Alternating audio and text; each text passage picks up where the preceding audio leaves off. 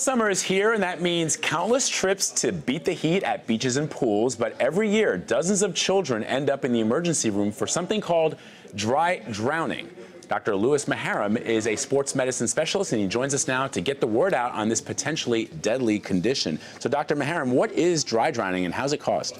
It's a very simple process. Kids are in the water, either in the ocean or in the pool, and they breathe in water when they're struggling, and they cough it out, and they go on about their business for the rest of the day. But a couple of hours later, like up to 6 or 8 hours later, they start to get breathing difficulty. And what happened was that the water irritated the lining of the lung, and the lung actually secreted fluid, just like pulmonary edema that you see in heart disease.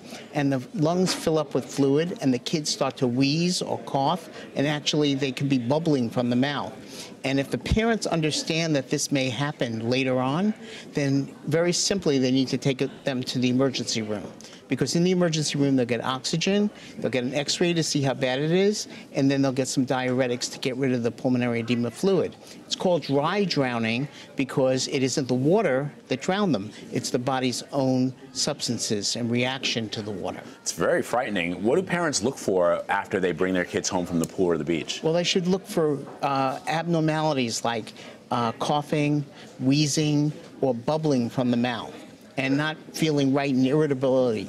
And if they have that, they should immediately go to the emergency room. Going to the pediatrician does no good because they can do nothing in a pediatrician's office to deal with this. They need to get on oxygen, have an x-ray to see how bad, to determine how much diuretic they need. And kids do perfectly fine if they're in the emergency room for this. But I wonder, presumably a lot of kids, especially little kids who play in pools and beaches, are potentially, it seems like everybody's at risk. And yet I also think that a lot of kids swallow water and water goes up their nose. And isn't this sort of a common thing? How many kids are getting sick with this? Well, swallowing water is different than breathing in water.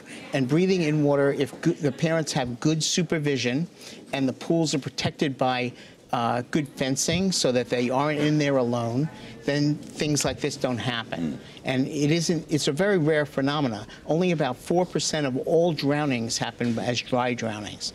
And there are very, very few cases of adults happening too as well, but this is most common in 12 years old or under.